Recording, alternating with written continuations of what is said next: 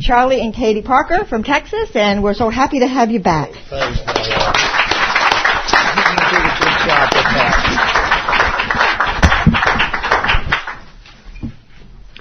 Hi, everybody. Can you hear me all right? That needs to go up just a little bit, I think. Okay. All right. We've got a room for 4 volunteers if you want to come sit up on the front row. This room kind of reminds me of the Baptist church I grew up in. You had to get there early to get a seat in the back, you know. Thanks. All right. There you go. I'm Charlie Parker. I'm a very grateful recovered alcoholic. Hey, Charlie. Been sober by the grace of God and people like y'all in rooms like these since March 22nd of 1985, and I am truly grateful. The bad news is that's 5 months less than my wife, and that's a very important 5 months in our household. She likes to bring it up from time to time. You know, we're just going to start off tonight, kind of talking a little bit about what we're doing here this weekend. Is everybody here for the workshop? Going to be here for the work? Good. Gosh, we're glad to see so many folks here. Just to get an idea, how many people have 5 years or less of sobriety? Just raise your hand for a second. Oh, that's wonderful. These guys are worrying me over here. They are the usual suspects. What about between 5 and 10 years? All right. And 10 to 15? 15 to 20? All right. Okay. And over 20 years? Nice. All right. We got a nice mix of folks. We're not sent up here from Texas to straighten out AA. We're a couple of people that have had varying levels of experience. How's that, Glenn? Glenn says, this is good. This is not good.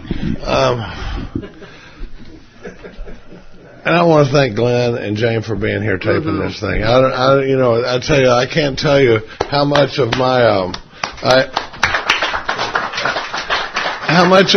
experience in learning in AA has come from driving around listening to those CDs. I listen to it all the time. I joke about it sometimes. I got a 12-inch subwoofer in my car in this hot stereo, and I drive around listening to Clancy and Bob Darrell, and why do I need a sub for that?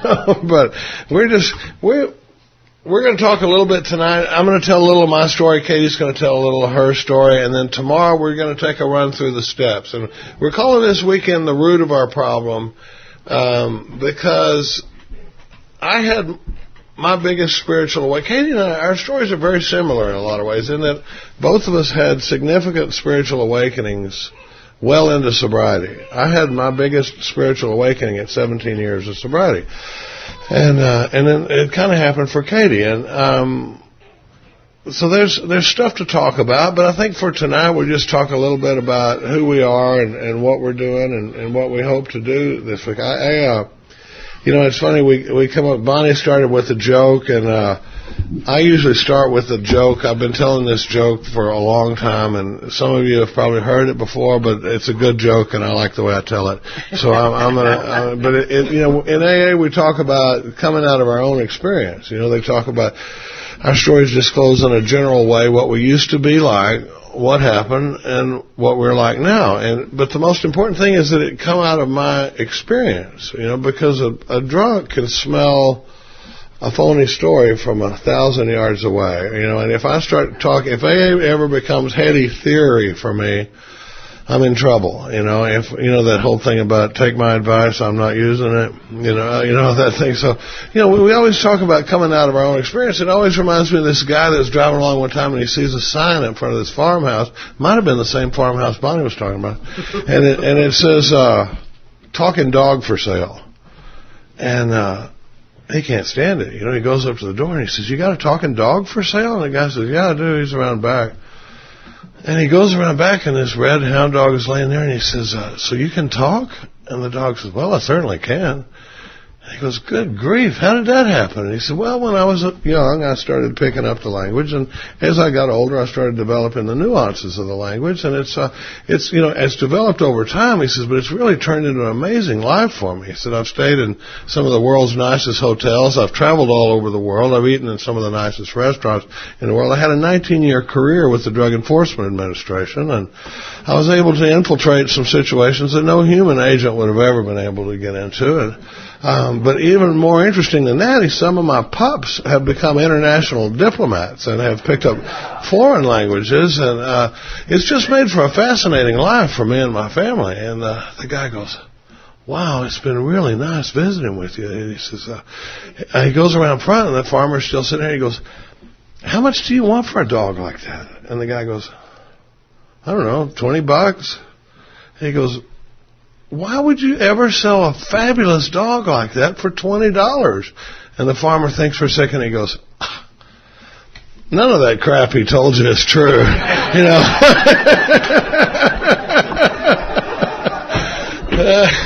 So in AA, it doesn't really matter how good the story is if it's not my experience. So that's what we hope to come out of our experience up here tonight, and we have a lot of fun sober, and we're both very actively involved in the program of Alcoholics Anonymous. But it's been varying levels of experience in that, and that's worth talking about this weekend. But we're gonna go through the steps, but the way we're going to do it is it turned out my experience with step one. My understanding of step one now is not what it always was. I see step one differently than I did for a long time. Step three definitely was not what I thought it was. And we're talking about years of hanging out in the rooms of AA. And so the inventory process has taken on a different meaning, and the amends process, and then the disciplines of steps 10, 11, and 12. And we're going to talk about that a lot. I'm just going to tell a little of my story. Mm-hmm. I think it's a good idea. Is that what we're doing? Mm-hmm. This is Katie, everybody. This is Katie and I. We have actually spoke about this earlier, but I think he just forgot how we were going to do this. So I just came verifying again. Yeah, that's right. That's right. I was going to tell Katie's story tonight, and then she was going to tell mine. No, I'm like those border collies that are always looking to their master for instruction, and that. He really is. Yeah, and it's a good thing. Yeah, that's right. I like to think of myself as some of Katie's best work. Mm-hmm. She didn't have much to work with when we started. We were best friends. We were litter mates in sobriety. We both came in. She came in 84, and I came in 85. I came in 83, and in 84, and in 85. And we were in the same group together, and she was married the whole time, and I went through a series of marriages during that time, but her husband, this will come out during the weekend, but her husband eventually got very sick and passed away, and we were a couple for about 6 years, and then we've been married about a year and a half, so it's been very cool. I don't know how much of my story to tell tonight, but I come from Dallas, Texas. I come from a pretty normal family.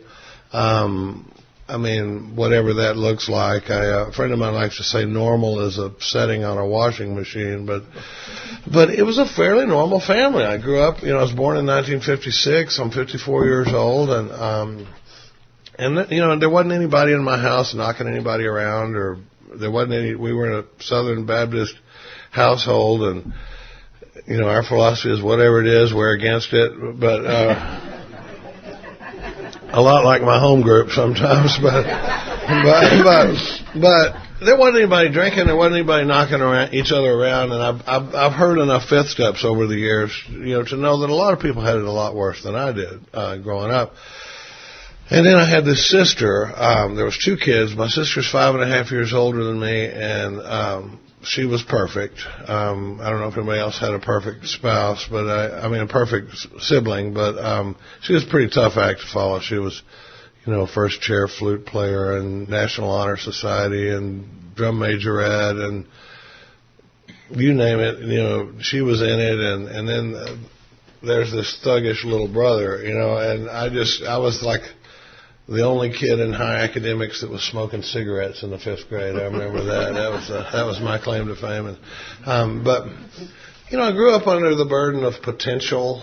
Did anybody else? A lot of us heard a lot about our potential growing up, and I would always constantly get, if you could just live up to your potential, why can't you be more like the kid across the street, and this and that. And I remember thinking, well, that's kind of you, Mom, but I'm really not holding back that much, But I went along, and I didn't start drinking until I was I think I had my first drink a little earlier, but I didn't really start drinking until I was 16. And that's a funny, like there's a difference between drinking and really drinking, it's like being drunk and drunk, Clint used to say he didn't consider himself drunk if he remembered the arrest, but I didn't start drinking until I was about 16, and I probably didn't need this program till I was about 17. I really, there are very few. I'm a big book guy. I love the big book. All these are leather-bound copies of the big book of Alcoholics Anonymous that a friend of mine had leather-bound for me. It's one of my most valued possessions, but it's just a copy of the big book. It's the first 164 pages of the big book, and I love the book, and it wasn't always that way, So I did a lot of going to meetings and that sort of thing. But, this book doesn't wait long to start making promises to a guy like me. On the title page right here, it says the story of how many thousands of men and women have recovered from alcoholism. So already, when I started studying this book, on the title page, it's saying stuff that differs from what I've been hearing in the discussion meetings I've been sitting in for 15, 17 years. Because it says that it talks about being a recovered alcoholic, and that's throughout the book. I don't like to get in an argument about that, but we will talk about what it is we're talking about having recovered from. I guarantee I have not recovered from the allergic reaction to alcohol, and I hope not to test that theory ever again. But I have recovered from this hopeless condition of mind and body that the book does such a great job of describing. I love the big book, but there's very few lines in the book that don't apply to me. But there is one that I can think of, and it says, our stories are filled with countless vain attempts to prove that we could drink like normal men. I don't have any experience with that. I started off as a party guy and a get-loaded guy. I missed the 60s, but I made the most of the 70s, but there was never a time where I was trying to drink like normal men. I mean, it was always about getting really, really loaded for me, and I don't have countless vain attempts to prove in fact, I only stopped drinking about 3 times, and the rest of the time it was on, and something happened for me in drinking. It turns out it doesn't happen for normal people. It doesn't happen for my sister, and that sort of thing. Katie is very diligent about this timer up here, so we're going to split this little hour and 15 minutes tonight. So I just,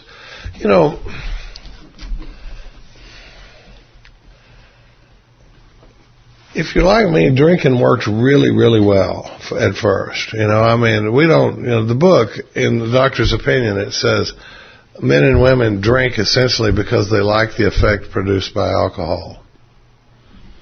Any objection on that one? I think it's a little, sometimes it's like it's not even okay to say that we like drinking. I probably still like vodka more than most people that are out there drinking it tonight. But, and if I thought it would do for me tonight what it did for me when I was 17, 18 years old, you'd have a different speaker up here. But, because, early on, when it says, now I do think it's a little understated when it says we like the effect produced by alcohol. Because, you can tell it was written by a non-alcoholic. Dr. Silkworth was not one of us. We would have given it a little more oomph, I think, because I like banana pudding, but I was relating when she was talking about that the dog can't handle human food, and I'm like, neither can I, apparently, but you got to hear my diet talk sometime. But Oh, honey, you're tired. Men and women like. Thank you. I should tell you, I got a little.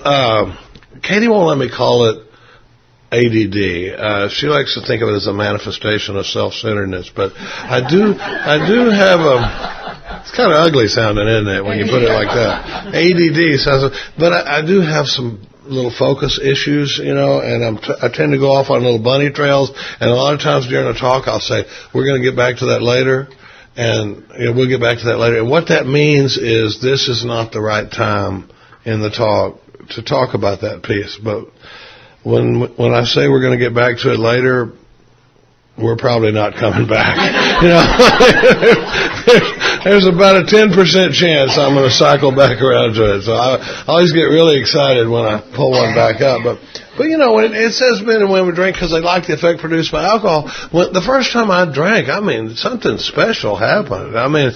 Myers is a friend of mine down in Texas, and he likes to say sometimes, we all remember the first drink. How many people in the room remember the first drink of alcohol? Just a quick show of hands.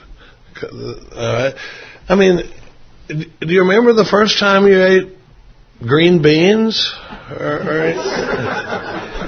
No, because something special happened when I drank alcohol the first time. It treated something that I didn't even know was in there. And it, I just remember thinking early on, we're going to do this a whole lot, and I can tell you, short version of my story, I am big on singleness of purpose. I am about, AA is about alcoholics working with alcoholics, and you won't ever, I try very hard not to talk about outside issues in the rooms of Alcoholics Anonymous. You'll never hear me or any of my sponsors say I'm an alcoholic and anything, and we may or may not get a chance to talk about it, but on page 18, let's talk about it right now. On page 18 in the book, it says, it talks about how we will lie to a psychiatrist and a doctor and that sort of thing, but it says, but the ex-problem drinker, who is properly armed with the facts about himself, can generally win the entire conference of another alcoholic in a few hours. Here's the key line in that paragraph, though, and this is one of those squiggly writing paragraphs, the ones we're supposed to really pay attention to. Down at the bottom it says, until such an understanding is reached, little or nothing can be accomplished. Well, if little or nothing can be accomplished until there's that understanding that takes place between one alcoholic and another one, it makes it sound like it's pretty important, doesn't it? It's important enough that out of all the 12-step programs that are out there, and there's, NA and AA and CA and GA and OA and Gamblers Anonymous and Overeaters Anonymous, and I even heard there's a lip balm addicts anonymous out there, in case any of you have ever suffered from that heartbreaking malady,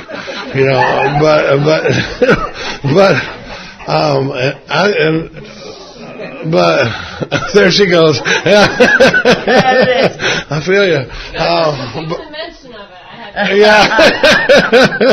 But out of all the 12-step programs that are out there, the only difference between any of them is the first half of the first step and the middle part of the 12-step, which is what I'm powerless over and who I carry the message to, because that identification is so important.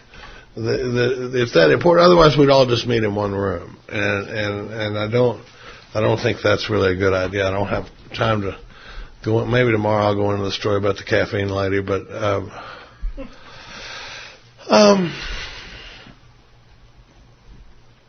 I do have a lot of experience with outside issues and that sort of thing, but there's something that happens when one alcoholic talks to another one. And, AA was the first place I'd ever been around people that drank like I did that had quit and seemed happy about it. The only people I'd ever been around that had quit drinking were not happy about it. And, we'll get into a lot of this tomorrow, maybe. But,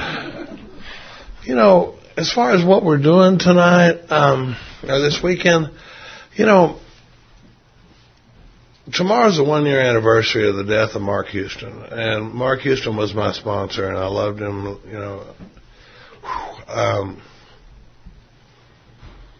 Something big happened when we met this guy, and this was a guy that was involved in a level of this work that I had never experienced. And it was funny because looking back, this is a looking back program, and I don't always see the hand of God in the present moment or in what's going on today. But when on page 100, and it's funny, I used to close talks, regular 1-hour talks, with this paragraph because I thought it sounded really cool and it kind of fit, but there's a piece of it that I didn't see for years, and I'm up there reading it from the podium.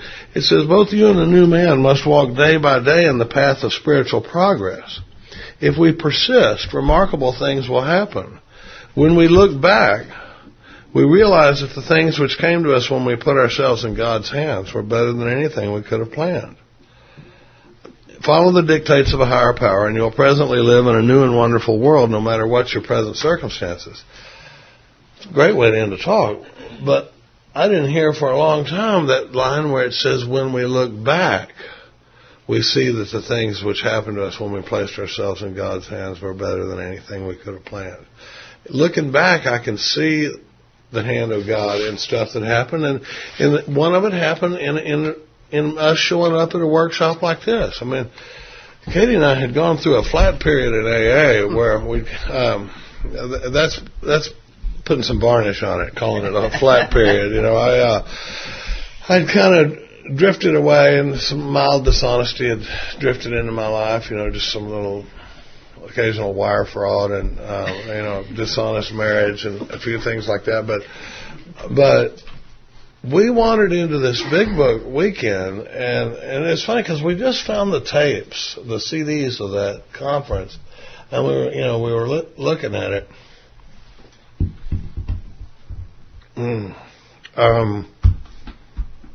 I should warn you, I'm a big guy, I ride Harleys, I like the Dallas Cowboys, all that stuff, but I'm liable to cry like a little girl in a pink dress up here. Especially when I see the hand of God moving in my lives and the lives of others, when it's just so clearly there. Well, after this workshop, one time Mark was sitting there with Katie, and he goes, "Do you really think you had anything to do with being at that workshop?" And looking back on it, there's a lot of us here tonight that probably think we had something to do with showing up at a workshop like this. I can tell you it's not that way. We get moved into places where we're supposed to be, and it's not until it could be years later when I look back and say, "My God, look at how I was just channeled along, to meet this person and this person, and but I don't always see it on the front end." And we had gotten back into being real active in AA and sponsoring guys and stuff, and this friend of mine had sobered up, and he met this one-eyed guy from down in Texas that a lot of people have heard speak, Chris R. And then I started listening to him. I started listening to all this stuff, and a random guy in the home group, and this guy is, just a meeting makers make it type of AA guy, but one day he goes, "I heard about a big book study up in Dallas," and I said, "Well, I know some guys in Dallas. We're in Austin now. We live in Austin. Been in Austin for 30 years." So this guy sends a flyer, and we look at it, and it says, "Big Book Weekend, Mark H. and Dave F." And I told Katie, I don't think this is the deal Mark's looking for. I mean, that Dick is looking for. But it might be something we might be interested in. This Mark guy, I think, sponsors Chris. And I like Chris. I like listening to Chris. So what the hell? Well, am I the only one in the room that there's been times where if you just said, "Let's go to a big book weekend," I would have been like, the whole weekend. You're going to read the big book, for the whole weekend? I don't even like big book meetings, because I don't get to share about me as much, And so the idea that we would go to a big book weekend was a mind blower. And we got up there, and there he is. And I tell you, it was the experience we had and the things that we heard have lit up a trail for us that I would have never seen coming. And that's what we like to talk about, and that's what that's the experience we're going to talk about in the rest of the weekend, is this new experience with the steps, because I had a long period with the steps that were different from what we're doing now. And there was a time when if a new guy had come up to me, I would have done a lot of slogan slinging, and I'm not ashamed to say anymore that there was a time when if a new guy had come up to me, I wouldn't have really had a whole lot to offer him, other than just go to a lot of meetings and put the plug in the jug, right? I've heard that one, and don't drink no matter what. But that's not what we're bringing these days. And but I remember, some of the stuff we talked about was that, just because my mind tells me that I believe in God doesn't mean that it's so. And we're going to talk some this weekend about current agnosticism and what that looks like in sobriety. We'll talk about that in steps 2 and 3. Does the level of fear that I experience in my life today indicate that I really have faith in this power? Or are there times when I take my will back and I think I better handle this one because this one's kind of important? And there's a lot of stuff like that, because the 12 and 12 talks about we can have faith in God and still keep Him blocked out of our lives. And the way that shows up for me is I'm going, oh yeah, God's awesome. Yeah, God, He took away my drinking problem and this and that. Now I don't need Him. I don't need Him for this deal here. I got this one. And I don't really need Him for my taxes, and I don't really need Him for my money, and I don't need Him for this deal with Katie, or my kids. But if I ever run up against a really big problem, I'm bringing God right in. And can you hear the level of self-will that has crept back into that equation? We're going to talk a lot about that kind of stuff this weekend.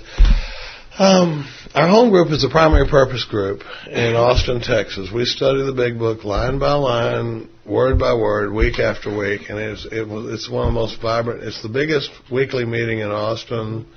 It's a lot more exciting than it sounds like it would be. There were some of my old homeboys are like, "So you're going to read the Big Book the whole meeting?" You're like, "Yeah." You're going to. What about next week?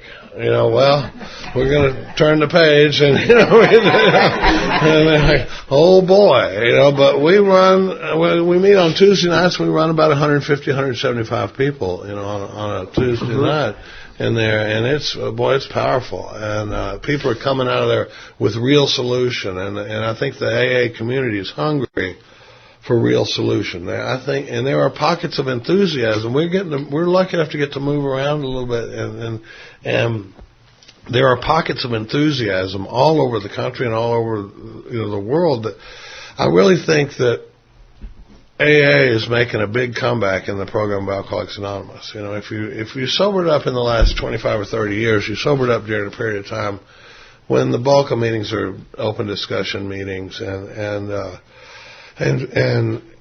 you hear what you hear. And now I got to keep in mind, I have a terrible habit of judging people really harshly for not knowing something that I learned about 30 minutes ago. I'm sure that doesn't happen with you guys up here.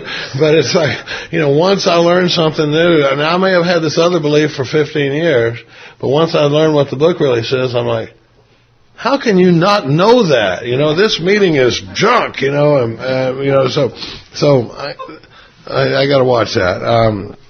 We're going to move around a lot this weekend. We're real excited to be here. To be at the Wilson House is a very exciting thing. The idea that Bill was born, Vermont had a big role in Alcoholics Anonymous. Bob was born here, Bill was born here, Ebby Thatcher was born here. And that's some pretty key figures in our program. But, to be here in this thing, it's just a real honor. And our buddy Chris S. is coming up tomorrow, I think. And, he's the one that originally got us hooked up doing workshops. But I got to tell you one funny story about the Wilson House. Some of you know that in the living room they've got this lamp it shines over where Bill was born. And they call it the perpetual lamp, I think. It burns Have y'all seen it? Burns 24/7, 365. And this Chris comes up here, and I'm not going to say the guy's name. Well, his name was Tom, but he brings this guy Tom up here for a workshop weekend one time, and they're up here, and the perpetual lamp's up there in the living room. Well, Bonnie walks through in the living room one day, and she goes, "The lamp is off," and they go over there, and Tom has unplugged it to charge his cell phone, and there's something really funny about that, but I mean, and there's a part of me that thinks Bill would think that's funny too, because I think at some level Bill would be going, "Oh, the perpetual lamp, for Pete's sake," next it's going to be the coffee pot, and we're going to be putting the ashes off his cigarette butts on our, but we have deep respect for the program of Alcoholics Anonymous. I'm a big AA history lover. And some of the things we're going to do this weekend, we've got a 1936 Webster's Dictionary up here. Sometimes it's very interesting to look up what a word means, or especially what it meant at the time they were writing the Big Book, because some of these words don't mean what I think they mean. We work a lot with a thing called the set-aside prayer. That was written in my sponsorship lineage, but it's basically a prayer that says, "God, please help me set aside everything I think I know about the Big Book, the fellowship, the steps, even you, God, so that I can have a new experience. Please help me see the truth." Because if you're like me, sometimes, and especially when I've been banging around these rooms for a few years, sometimes what I think I know can stand in the way of the truth. Where you're trying to talk to me about the Big Book, and I'm going, oh yeah. Or I'll even be reading the book, and I'm going, oh yeah. See, you can't tell me anything about this paragraph. I've already got it underlined and highlighted, but in doing the set-aside prayer, it frees my mind and my ego up enough to where I have a chance of some new information coming in, because for a lot of my sobriety, I would read this book and I would see stuff in here, and I don't know what would happen in my mind. It would just go right over my head. And I think what happens is I like to read stuff and look for things that I agree with. I like to read stuff and find ways that I'm already right, and if it doesn't agree with what I already believe, I just don't even really give it much away. And then until I come to something that agrees with what I think, and I go, there it is. And turns out I missed a lot. Mark used to say, "How do you know what you don't know?" And we work with that a lot. How do we know what we don't know? I wasn't ever trying to, bail out on AA or work a half-assed program, but I was missing a lot. I missed a lot in my early understanding. So the Big Book, and it's funny, the first time we did a workshop, they said, I was scared to death, I told Katie, I was like, my God, I just got used to the idea of giving a 1-hour talk, and then, anybody else get nervous of giving a 1-hour talk, and now they're talking about, I'm like, what are we going to talk about Friday night, all day Saturday, and Sunday morning? And Chris made out a little schedule for us, step 1, 9 to 10, and I remember the first thing, when I looked at the schedule, Katie showed me the schedule, and I looked it over, and I went, oh, I'm going to need more time, So we won't have any shortage of stuff to talk about. We're going to be moving tomorrow. We're going to start off with step 1 in the early session tomorrow. It's fun to watch me and Katie fight over the microphone, because we're far from a lack of, sometimes we have, just like when I used to be doing some of those outside issues, there's a little problem with the split sometimes, I like to get the heavy half of the hour and 15 minutes sometime, but, if we're not having some fun this weekend, we're screwing the deal up. I don't think studying the Big Book or working the steps or trying to get a new experience of it has to be dull and boring, because this is fun stuff. We're talking about facing and being rid of the stuff that's blocking me from the power that's the only shot for a guy like me. We're moving. It kills me when you're sitting in a meeting and they go, some guy says, "Oh, I'm working a 4th step right now," and everybody goes, "Ooh," like, oh, bless your heart. You're just going to free yourself to be with this power. That's really awful. You should, but.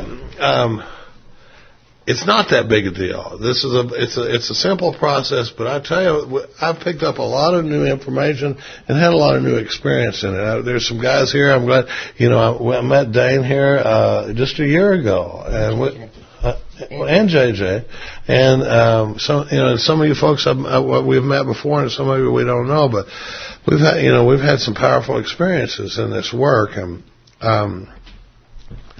I know Katie thinks she's about to get the microphone, but I've got 14 seconds to burn here.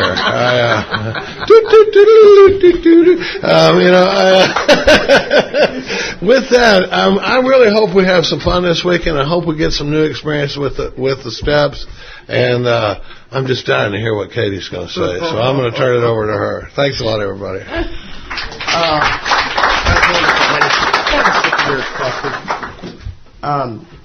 Hi, y'all. I'm Katie Parker. I am an alcoholic. Hi, Katie. I've had the gift of sobriety since October the 28th of 1984. That is 5.5 months more than Charlie. And, it's funny, people go, boy, your ego really comes out and that. And I said, well, everybody's does when it comes to time. You know what I mean? If you really want to be honest, you ask somebody, how much time do you have? And if you got more, you're like, right? But it's funny in our house sometimes when when I'll tease Charlie and I'll go, well, honey, it'll make a little bit more sense in about 5.5 months. Just hang in there with it. You'll see a lot of playing. We play a lot. Charlie and I's relationship is not your normal relationship. Let me start out by saying that. I was married for 20 years to Joe Gordon. And I had 10 minutes sober. He had 6 years sober. So, thank God the book says we can't be the arbiter of anyone's sex life, because if anybody had stepped in, there's no telling what could have happened. And we managed to make this deal work for 20 years, and unfortunately he got very sick. And Charlie was my best friend. We'd met him in these rooms, but he and I gravitated together like brother and sister. I mean, Lenny and Squiggy, Laverne and Shirley, for you guys that are younger, Beavis and Butthead, Come on. Yeah. Oh, yes. And so we had this great relationship, like brother and sister, just teased each other and just had a ball. I'd go help him build fences, and it was really cool. I absolutely love sobriety. I love Alcoholics Anonymous. I love the fellowship. I loved everything about it the day I walked in these rooms. And when Joe got sick, as my story will tell you, I was in untreated alcoholism. And what ended up happening is I gravitated towards Charlie and scared him to death. And I'm telling you, it was not on my radar. It was not in my thinking. But the untreated alcoholism I was dealing with, the bedevilments on page 52, they're painful. They're very painful. And they're not light depression. They're insanity. Stark raving sober is what I call it. And I am so grateful that when I, made a move on my best friend and risked a 20-year best friendship. You all know what I'm talking about, right? We don't need any details. It was, he was quick enough to say, whoa, Katie. And then, I was humiliated. I'm storming out the door. He's like 14 seconds later going, whoa, hold up now. Come on back. Wait. Not 14 seconds. Okay, it was 18 seconds. But the truth is through a loving God and a lot of work, we managed to make this deal work. And people, I love it. People always say, it's great to fall in love with your best friend. Well, it's damn hard, too. You got a lot of history there. And it was a lot of rough roads.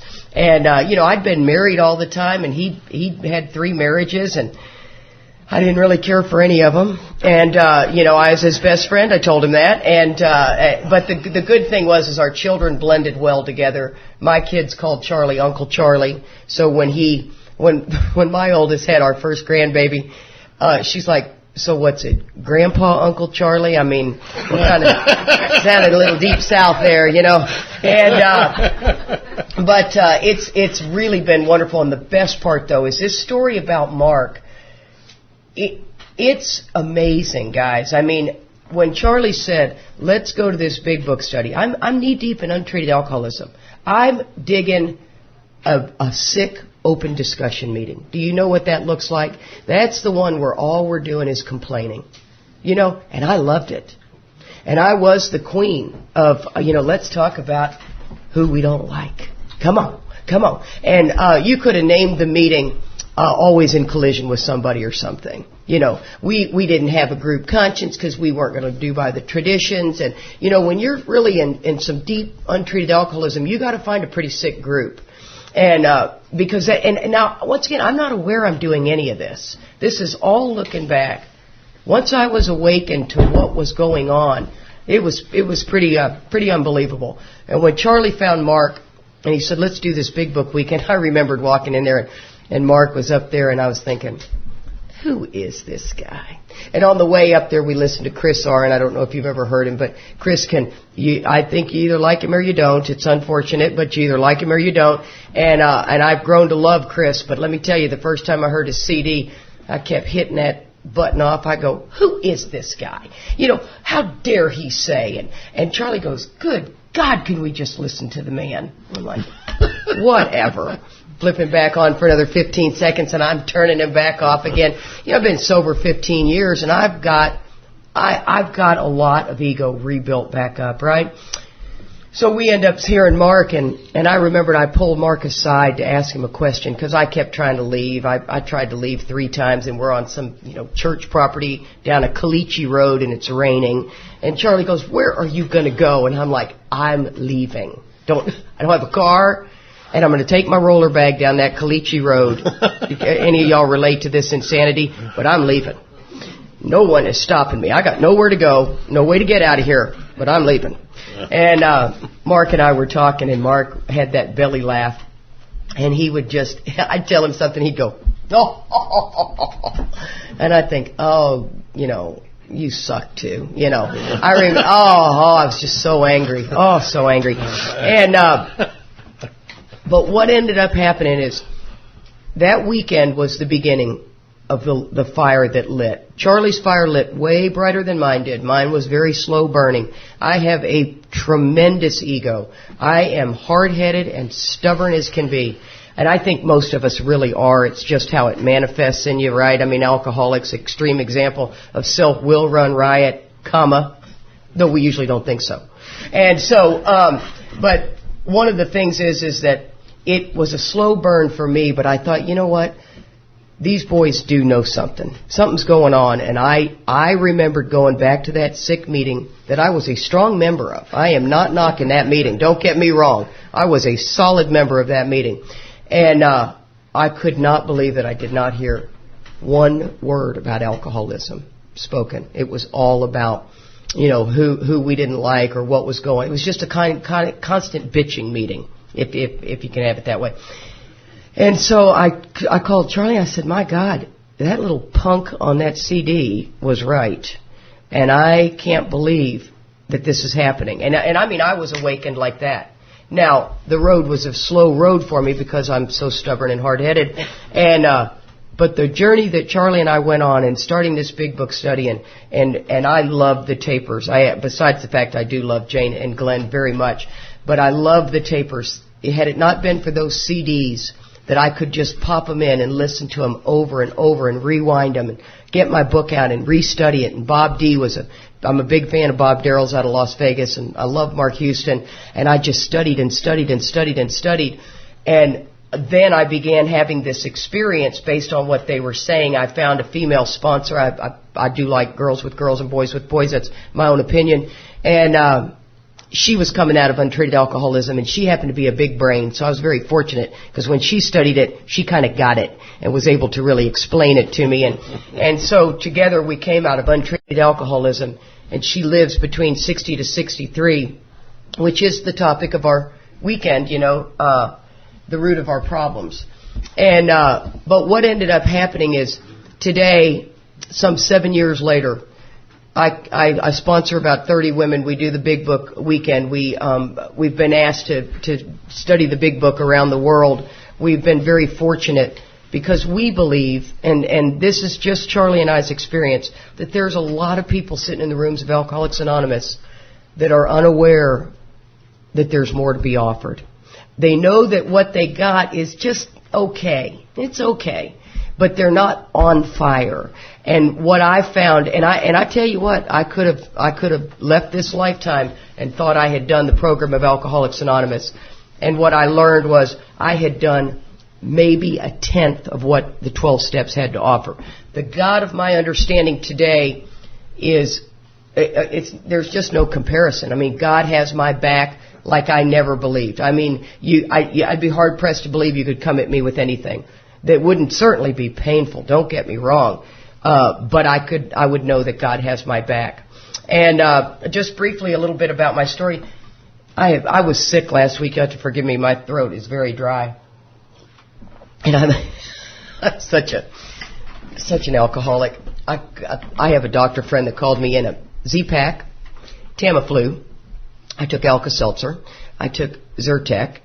And one other thing until I was dizzy. But I thought, we're going to dry this damn thing up before I get to the Wilson house. Charlie goes, honey, that is too much. I'm like, I don't care. She basically just raked the medicine cabinet into her mouth. I will be in bed for 2 days, and I'm going to be well.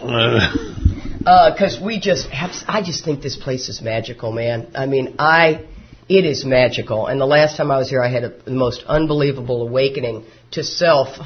I may or may not tell that story, but let me tell you about me as a kid. I'm 53 years old. I got sober when I was 26. I'm proud to be 53 years old. I love getting old. Imagine that. The whole world seems that getting old's a bad thing. I think it's a privilege. And, I think you can look at it two ways. It either sucks or it's great. I think I'll take great. And so... It's coming. It's coming, yeah. I know a secret. You're getting older. But when I was third born, and I was born in the 50s. And so, the 50s were a different time. There were 3 channels on the TV.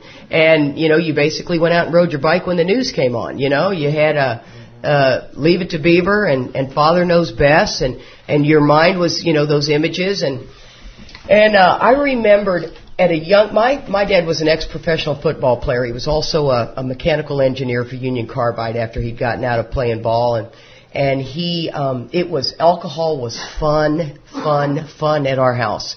There was never any beatings, never any falling down drunks and fights. It was always fun.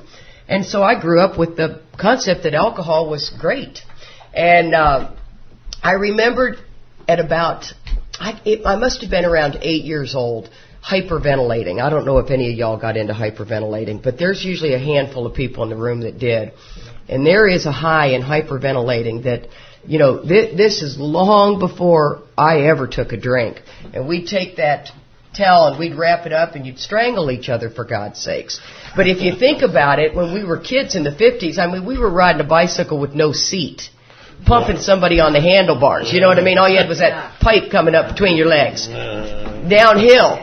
There was none of all this, panic-stricken parents and the helmet and the, wrist guards. And so my sister and I and my brother and the neighbor kids, man, we just would hyperventilate. And when you'd come out of that, completely knocked out, fainted stage, there was a feeling at that moment that I just loved. I dug it.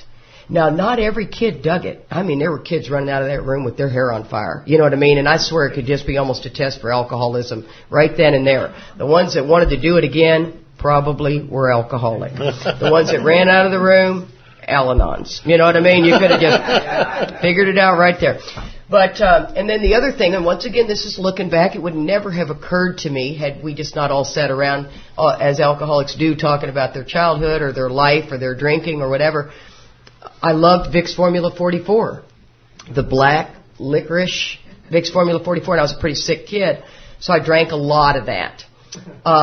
It's got as much alcohol as NyQuil. I looked it up. They don't even have it on the counters anymore. But I'm chilling along, and my mom's a stay-at-home mom, and I remembered my mother was a beautiful woman, absolutely beautiful. I remembered she was educated, and my dad had, he was just the party guy, and both my parents were single children, so we had no aunts, no uncles, no cousins. Now, that's not unusual to me at all, until I get older and I start realizing that a lot of you people, man, you got tons of, I don't even really know what a cousin is, you know what I mean? And so my mother gets sick, and back then you weren't allowed in the hospitals when you were a child. Y'all remember that? You know, it's funny, the kids that are 30 and under have no idea that we weren't even allowed in the hospital. And so my dad says, you know, your mother's sick. It's just overnight, it felt like. We need to go to the hospital. We go in there, and she's a small woman, and she's laying in the bed, and I remember thinking, this is not good. You know, there's machines, and she's hooked up to all this stuff, and just didn't look good at all. And my brother's 4 years older than me. My sister's 2 years older than me. And I just remembered I wanted out of there. I didn't want to be in there. It was uncomfortable. Get me out of here. That people are talking about us in the hallway. You know, of course, they all knew if they saw kids in there, it was not good. And so the next day, my dad comes in and wakes us up and says, you know, your mother died last night, and she died of a kidney disease that had been going on for some time. But it was 1966, and you just didn't talk about that stuff back then. And so my dad said, we're going to make it through this. And I'm telling you what, he was such an entertainer. He had music piped through the house. We had Herb Albert and the Tijuana Brass. You know, we had Engelbert Humperdinck. And, you know, Dad would slide in playing the guitar. It was going to be fun. And that's all I remembered. And in 6 weeks, he had remarried. And that's pretty quick. That's pretty quick. I swear, my dad was a player. Now, that kind of grosses me out to think about that. But I believe my father was a player because the story gets better.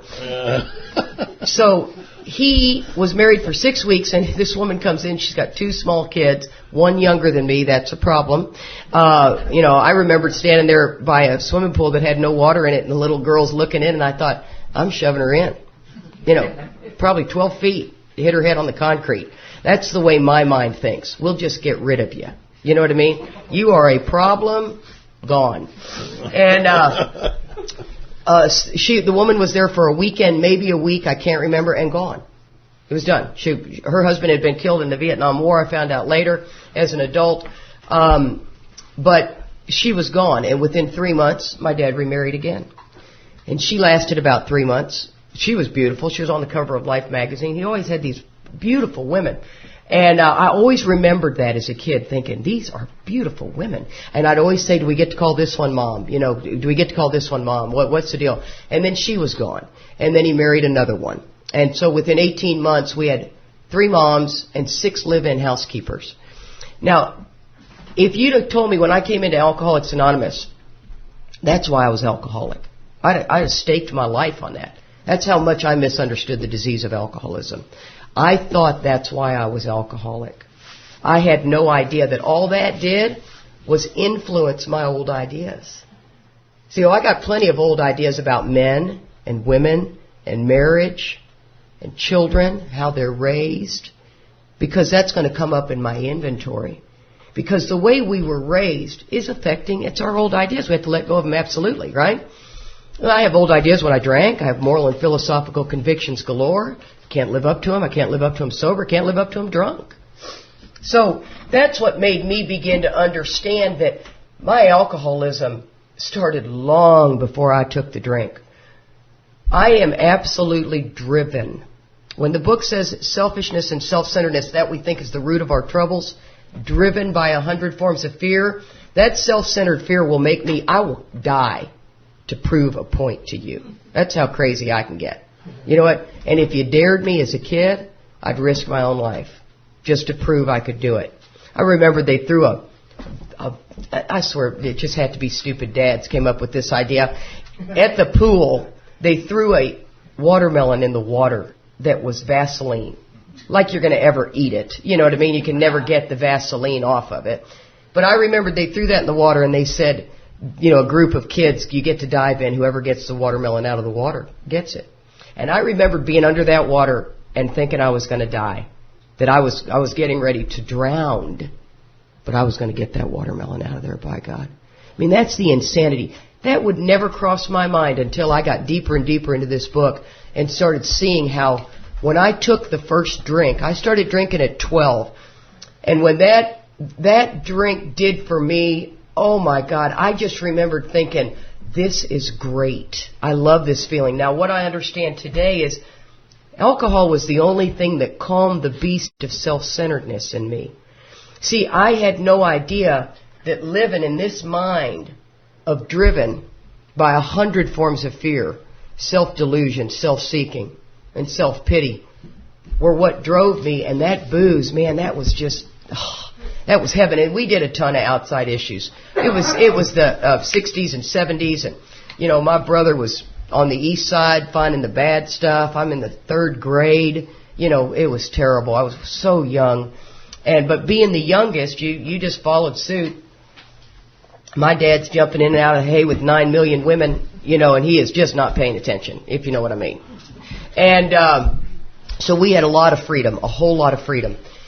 And but what I ended up doing, you know, when you're young and you're drinking, I don't know about you guys, there was plenty of booze in our house, but you could only drink so much booze, and then you were going to get caught stealing the booze, right? So you had to sit in front of the 7-Eleven and wait for creepy guy. And creepy guy, look at, I always love the way the women always go, oh, I hadn't thought about creepy guy for a long time. And you got to wait for creepy guy to pull up and get him to buy you the booze. And I know that the creepy guy is sitting in this room, aren't you? Yeah. I married him.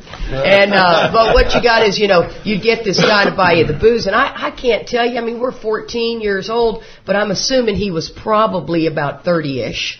And then you have to try to get rid of him. It's like flicking a booger off your finger, man. You just can't. You gotta bob and weave in the woods and on your bicycle, and you're pumping to get down to the place you can drink the Boone's Farm but that to me booze was so much fun. It was fun for a long time for me. I couldn't live at home. I couldn't live under the rules that my parents had.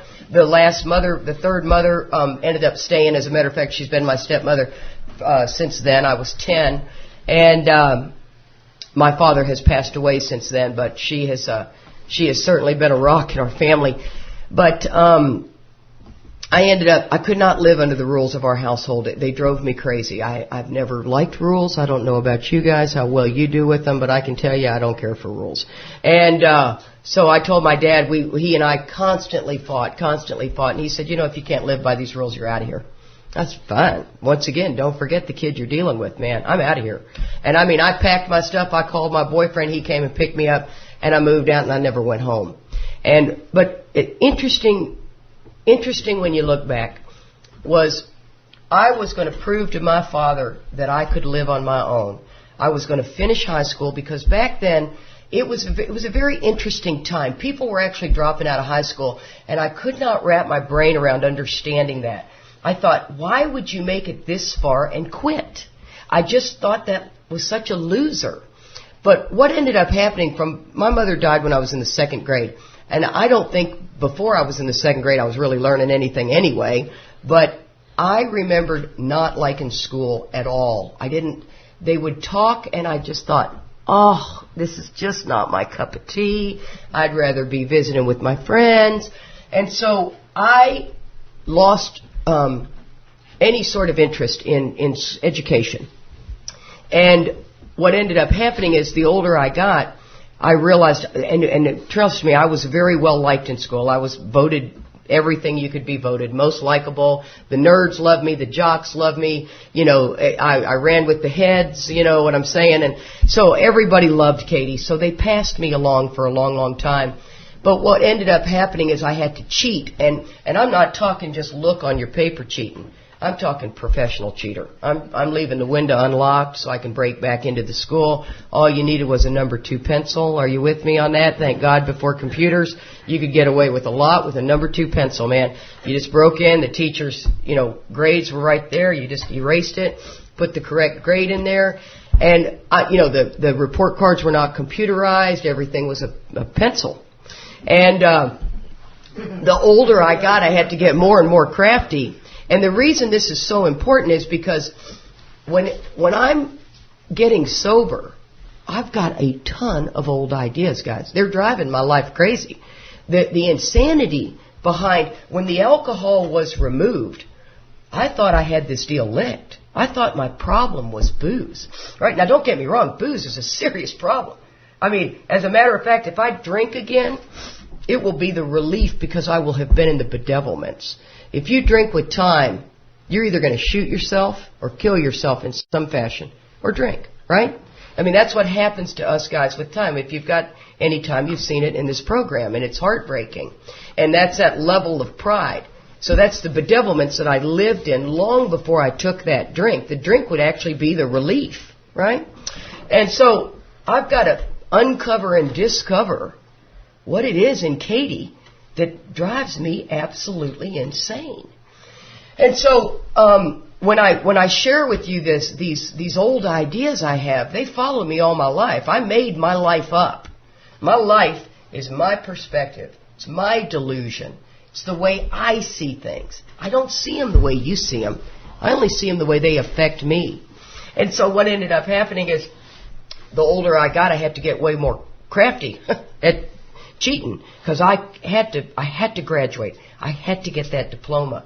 And so I'm living there. I'm washing and waxing cars for teachers. I'm mowing yards. I'm doing whatever I can. I was renting a little bitty house for $62.50 a month. It pulled up right by the shrimp boats. They threw their anchor basically in my backyard. It would not be where you'd want your daughter living. Let's just put it that way. And so I convinced my best friend to let me have dinner at her house that night because her mother was the English teacher. And I broke into her briefcase so that I could steal the test, so that I could pass the test, right? You want to hear a great story. I'm speaking, a year and a half ago? It never occurred to me that I needed to make an amends to this English teacher. Just didn't occur to me. I loved the story. Everybody laughed. Oh, crafty little girl. I'm sitting in this meeting and I'm getting ready to speak at this conference. And I look out and I go, oh my God, there's Miss Shaw. And Charlie goes, honey, are you okay? And it was like, oh my God, that's the English teacher that I broke into her briefcase. I blows can't tell this the whole story, part of the story, yeah. and B, I better make an amends before I get out of here, right? She's been sober 26 years, isn't that something? That English teacher. Yeah, it was very, very cool. I mean, they were getting ready to introduce me. I'm like, give me a few minutes, man. So I go over there. I said, are you Miss Shaw? She's like, well, yes, I am. I thought, well, okay, we need to talk after this meeting. But this was a day in the life of me. I'm a con artist, I'm a liar, and I'm a thief. And I was raised middle America, man. I mean, if my dad, I didn't need to steal. I did it all. Everything to me was a challenge to what Katie could get away with. And as my life just spun out of control, I ended up getting pregnant. I have to tell you today, education for me is not what I need to be okay. There are a lot of people in this program that cheated themselves and robbed themselves out of education. And they need to get an education because they felt they were cheated. Please understand that I'm not saying that's not what you should do. As a matter of fact, I'm always impressed. Me, on the other hand, could care less. I don't really dig education. My husband loves history. We go to the Alamo. The guy's explaining the line in the sand and the cannonball, and I'm over there going. And Charlie's got a tear in his eye. And I'm like, oh my God, when are we going it's the Alamo, for God's sake. When are we going to go have a cup of coffee? Please don't take me to another museum. His mother was a first grade teacher for 42 years. She doesn't grasp that I don't care for education. But for me, it's just not my cup of tea. I've been a successful businesswoman, self-employed, which is what you need to be if you're going to choose not to do school. That's about the only way you're going to make a good living. And I make a darn good living. I was 15th in the world in what I chose to do. I mean, I'm smart. I just don't care for education. And you will see it will come up this weekend, trust me. So when I come into Alcoholics Anonymous at 26 and they hand you a book, I mean, come on, I'm not the only one in here who doesn't comprehend. How many of y'all were like, are you kidding me? A book? Is somebody going to read it to me? I mean, is somebody going to explain it to me? I mean, this is not good news. For the person who doesn't, I mean, I can read, don't get me wrong, I can read, I can't spell very well, but I can read, I just can't comprehend. I can read 3 pages, and then if you tell me what I just read, I got nothing. I mean, I read murder mysteries, and I'm still why they can't keep up with 4 names. I mean, let's just do 4 people's names. You know, you're bringing in another character. I can't handle it.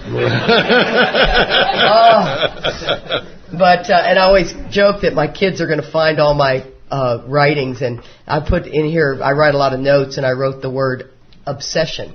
UPSESSION. Obsession. Charlie goes, Katie, we can fix that. I said, don't touch it. Kind of proud of that, honey. We can turn it. We can make it all work.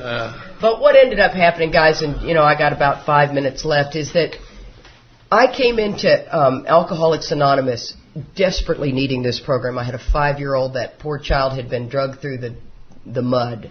She had no business being anywhere that I took her. My life went downhill. My life went downhill very, very fast. I'll tell you what, for you guys that have kids, drinking and children do not go together well at all. They like to get up early. That's a problem. They like to eat regularly. That's another problem. They need to go to bed and get plenty of sleep, and they cost a lot of money at the babysitter. All these are problems.